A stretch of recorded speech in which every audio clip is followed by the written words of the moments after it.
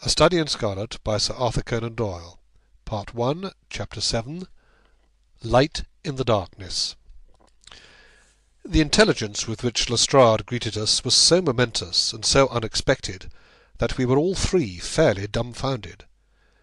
Gregson sprang out of his chair and upset the remainder of his whisky and water. I stared in silence at Sherlock Holmes, whose lips were compressed and his brows drawn down over his eyes. "Stangerson, too," he muttered. "The plot thickens." "It was quite thick enough before," grumbled Lestrade, taking a chair. "I seem to have dropped into a sort of council of war." Are you sure of this piece of intelligence?" stammered Gregson. "I've just come from his room," said Lestrade. "I was the first to discover what had happened." "We've been hearing Gregson's view of the matter," Holmes observed. "Would you mind letting us know what you have seen and done?" "I have no objection," Lestrade answered, seating himself. "I freely confess that I was of the opinion that Stangerson was concerned in the death of Drebber. This fresh development has shown me that I was completely mistaken. Full of the one idea, I set myself to find out what had become of the secretary. They had been seen together at Euston Station about 8:30 on the evening of the 3rd. At 2 in the morning, Drebber had been found in the Brixton Road. The question which confronted me was how to find out how Stangerson had been employed between 8:30 and the time of the crime, and what had become of him afterwards. I telegraphed to Liverpool, giving a description of the man, and warning them to keep a watch upon the American boats.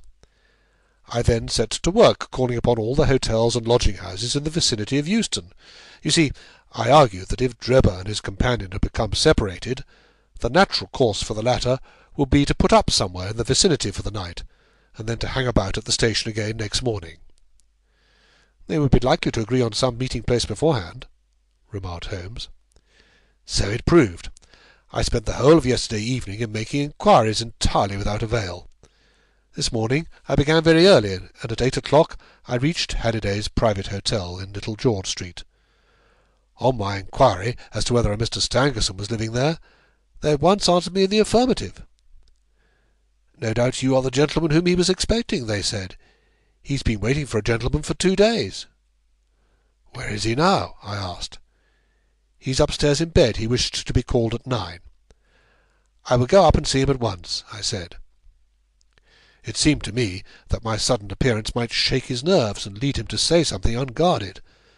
The Boots volunteered to show me the room. It was on the 2nd floor, and there was a small corridor leading up to it. The Boots pointed out the door to me, and was about to go downstairs again, when I saw something that made me feel sickish, in spite of my 20 years' experience. From under the door there curled a little red ribbon of blood, which had meandered across the passage and formed a little pool along the skirting at the other side. I gave a cry which brought the Boots back. He nearly fainted when he saw it. The door was locked on the inside, but we put our shoulders to it and knocked it in. The window over the room was open, and beside the window, all huddled up, lay the body of a man in his nightdress. He was quite dead, and had been for some time, for his limbs were rigid and cold. When we turned him over, the Boots recognised him at once as being the same gentleman who had engaged the room under the name of Joseph Stangerson. The cause of death was a deep stab in the left side, which must have penetrated the heart. And now here comes the strangest part of the affair. What do you suppose was above the murdered man?" I felt a creeping of flesh and a presentiment of coming horror, even before Sherlock Holmes answered. "The word Rache, R-A-C-H-E, written in letters of blood," he said. "That was it?" said Lestrade, in an awestruck voice, and we were all silent for a while. There was something so methodical and so incomprehensible about the deeds of this unknown assassin that it imparted a fresh ghastliness to his crimes. My nerves, which were steady enough on the field of battle, tingled as I thought of it. "The man was seen," continued Lestrade. "A milk-boy, passing on his way to the dairy, happened to walk down the lane which leads from the mews at the back of the hotel. He noticed that a ladder, which usually lay there, was raised against one of the windows of the 2nd floor, which was wide open.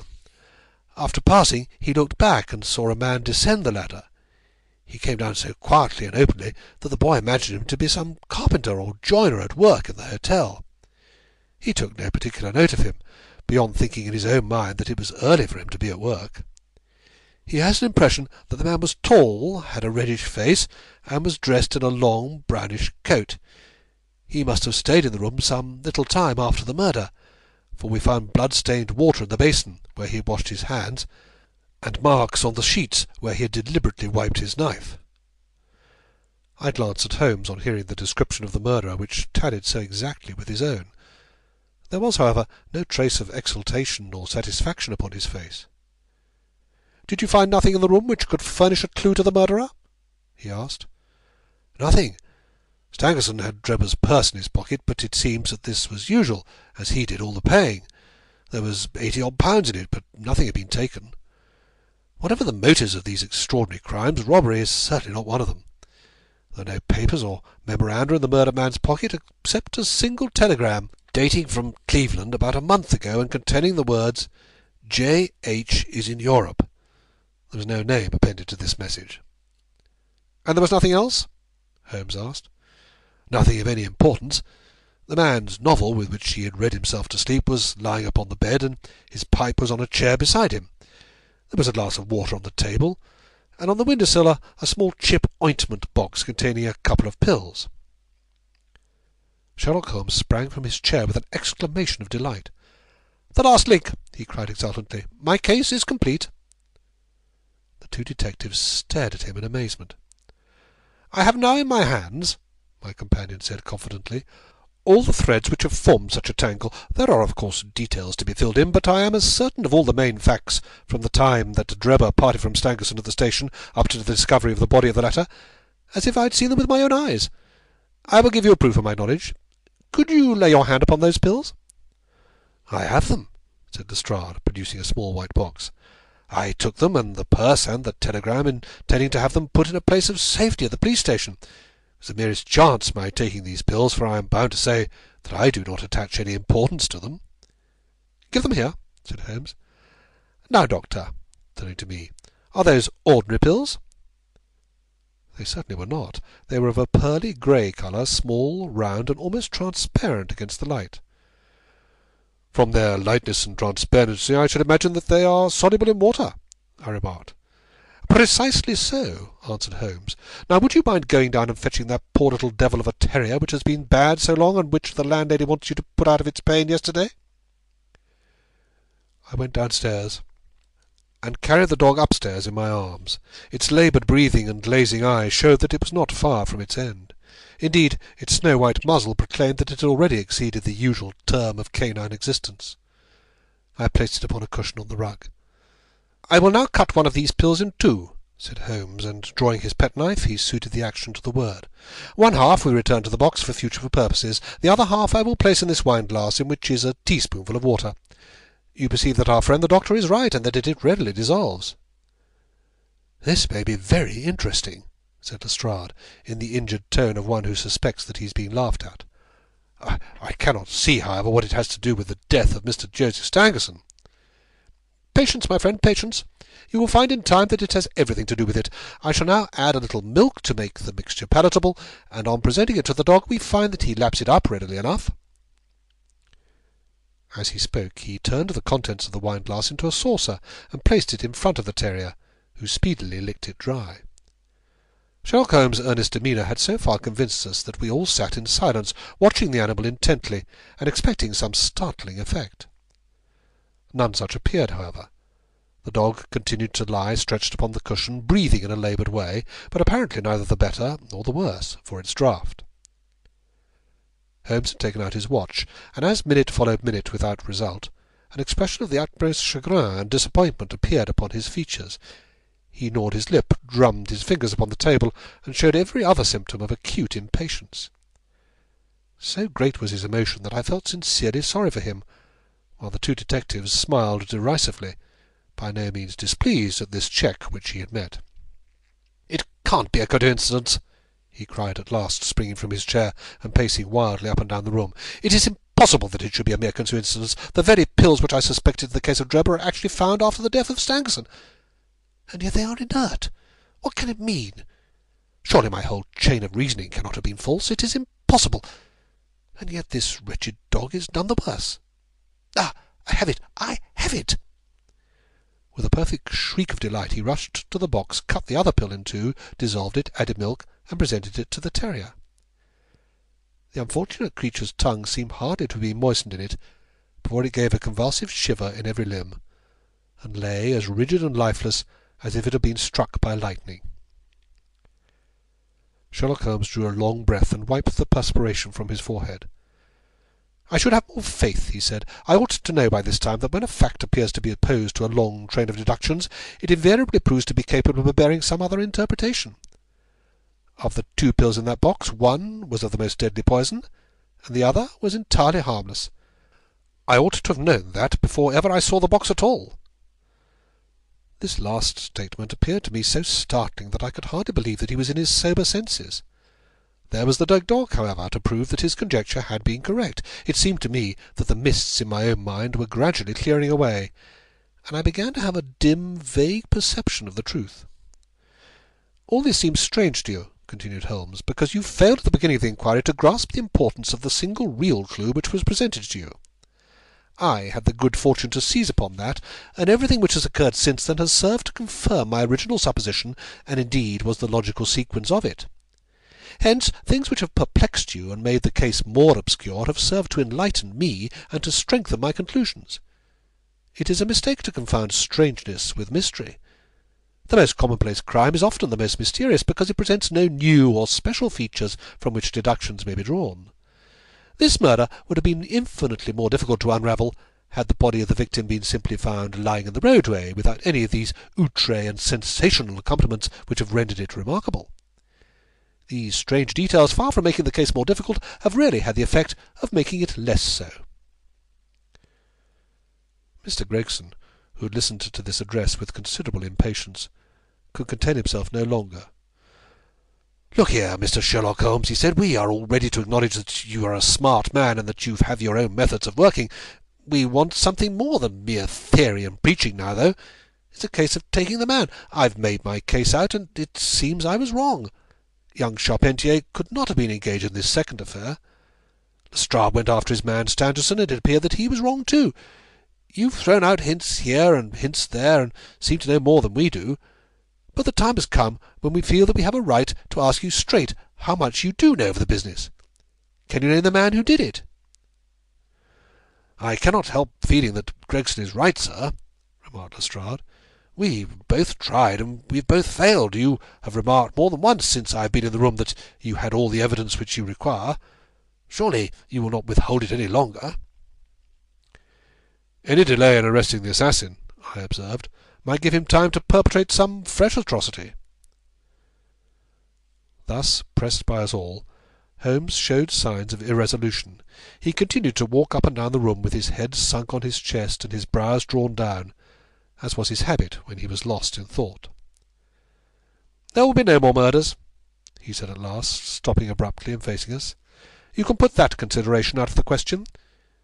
You have asked me if I know the name of the assassin. I do. The mere knowing of his name is a small thing, however, compared with the power of laying our hands upon him. This I expect very shortly to do. I have good hopes of managing it through my own arrangements. But it is a thing which needs delicate handling, for we have a shrewd and desperate man to deal with, who is supported, as I have had occasion to prove, by another who is as clever as himself. As long as this man has no idea that anyone can have a clue, there is some chance of securing him. But if he had the slightest suspicion, he would change his name and vanish in an instant among the 4,000,000 inhabitants of this great city. Without meaning to hurt either of your feelings, I am bound to say that I consider these men to be more than a match for the official force, and that is why I have not asked your assistance. If I fail, I shall of course incur all the blame due to this omission, but that I am prepared for. At present I am ready to promise that the instant that I can communicate with you without endangering my own combinations, I shall do so." Gregson and Lestrade seemed to be far from satisfied by this assurance, or by the deprecating allusion to the detective police. The former had flushed up to the roots of his flaxen hair, while the other's beady eyes glistened with curiosity and resentment. Neither of them had had time to speak, however, before there was a tap at the door, and the spokesman of the street Arabs, young Wiggins, introduced his insignificant and unsavoury person. "Please, sir," he said, touching his forelock, "I have the cab downstairs." "Good boy," said Holmes blandly. "Why don't you introduce this pattern at Scotland Yard?" he continued, taking a pair of steel handcuffs from a drawer. "See how beautifully the spring works. They fasten in an instant." "The old pattern is good enough," remarked Lestrade, "if we can only find the man to put them on." "Very good, very good," said Holmes, smiling. "The cabman may as well help me with my boxes. Just ask him to step up, Wiggins."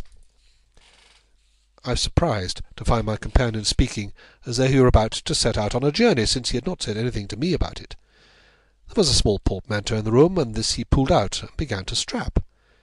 He was busily engaged in it when the cabman entered the room. "Just give me a help with this buckle, cabman," he said, kneeling over his task and never turning his head. The fellow came forward with a somewhat sullen and defiant air, and put down his hands to assist. At that instant there was a sharp click, the jangling of metal, and Sherlock Holmes sprang to his feet again. "Gentlemen," he cried with flashing eyes, "let me introduce you to Mr. Jefferson Hope, the murderer of Enoch Drebber and of Joseph Stangerson." The whole thing occurred in a moment, so quickly that I had no time to realise it. I have a vivid recollection of that instant, of Holmes's triumphant expression and the ring of his voice, of the cabman's dazed, savage face as he glared at the glittering handcuffs, which had appeared as if by magic upon his wrists. For a second or two he might have been a group of statues. Then, with an inarticulate roar of fury, the prisoner wrenched himself free from Holmes's grasp and hurled himself through the window. Woodwork and glass gave way before him, but before he had got quite through, Gregson, Lestrade, and Holmes sprang upon him like so many stag-hounds. He was dragged back into the room, and then commenced a terrible conflict. So powerful and so fierce was he that the four of us were shaken off again and again. He appeared to have the convulsive strength of a man in an epileptic fit. His face and hands were terribly mangled by his passage through the glass, but loss of blood had no effect in diminishing his resistance. It was not until Lestrade succeeded in getting his hand inside his neckcloth and half strangling him that we made him realise that his struggles were of no avail, and even then we felt no security until we had pinioned his feet as well as his hands. That done, we rose to our feet breathless and panting. "We have his cab," said Sherlock Holmes. "It will serve to take him to Scotland Yard. And now, gentlemen," he continued with a pleasant smile, "we have reached the end of our little mystery.